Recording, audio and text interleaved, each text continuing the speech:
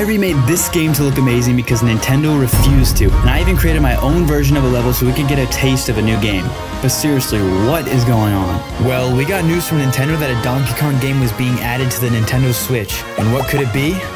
An already made game they just brought from a different console and copied and pasted onto the Nintendo Switch. It's like Nintendo is trying to keep us waiting around. It's been 7 years and there hasn't been a new game. As a Donkey Kong fan myself, let me just say, I feel your pain. And because Donkey Kong is my favorite game, it was only a matter of time until I made this. I have to choose what 2 places I would make. In order to do that, I got to do the most fun part and watch videos of my favorite game.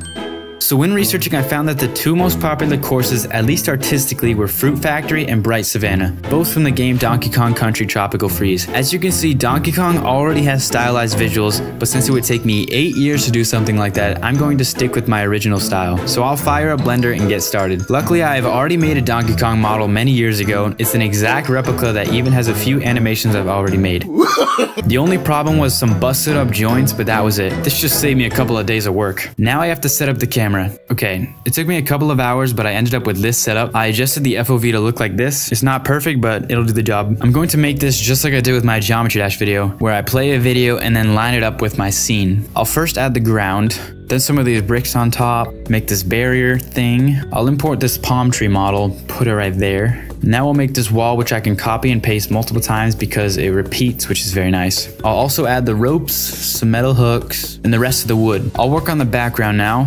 I'll give the scene a nice sunset, then I will scatter more palm trees in the back. You should barely notice, I think. Now I'll make some vines by adding a curve and sizing it a little. That should be it for the first section. The second section has this glass window background and also has these conveyor belts. So I'll start with the first platform and I'll bring over the walls from before. I'll make these wood platforms, add the glass background. Now I'll make these conveyor belts, the axe, and this wood mechanism that holds up the square watermelon. Now let's give it some ivy. Next I will texture everything. This should be easy because the scene basically consists of 3 textures: wood, brick, and what I think is clay. Honestly, I don't even know. For these conveyor belts, I will give it some darker edges, then animate the texture to move so it looks like it's actually spinning. But everything is looking good. I will render this bad boy and we're finished with the first scene. Let's check it out.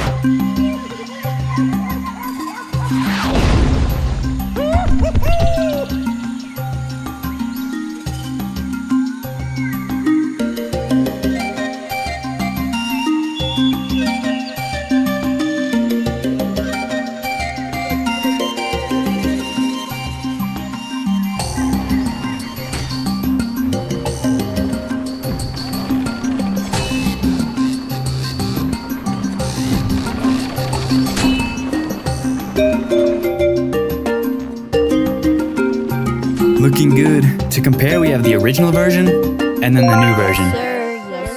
For the second stage, I'm going to make the Savannah area, which is one of the most popular courses in the game. But this time I'm going to add my own twist to it because I want to essentially create what a new game would look like. If we examine the stage in-game, we can see a huge open field of grass with some trees and large rock structures. That will be the outline for my scene, except I will change the layout a bit. We're going to start with the trees. These trees specifically, I believe, are acacia trees. There are no free models online, so I'll have to make it. You basically have to make a tree, stagger the branches out a little bit, and then flatten the top as best you can. Then you end up with this mediocre result. For the next tree, I'm going to make these upside down trees. I don't know what they're called.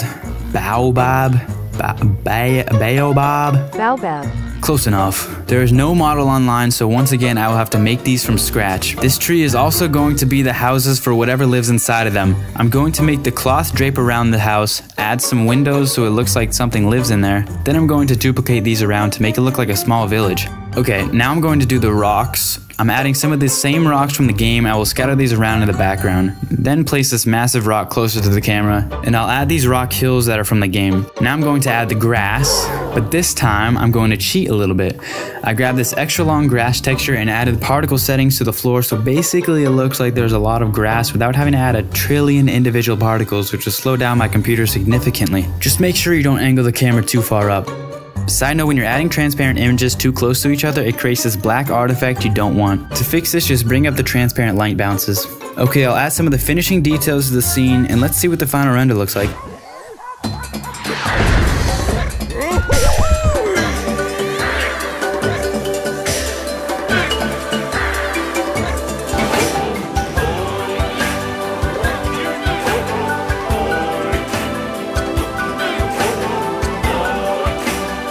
I hope you guys enjoyed these courses. If you did, please make sure to leave a like and subscribe. Also, if you like Nintendo content, then you should watch my Mario Kart video I've made. For now, thanks for watching. Subscribe, goodbye.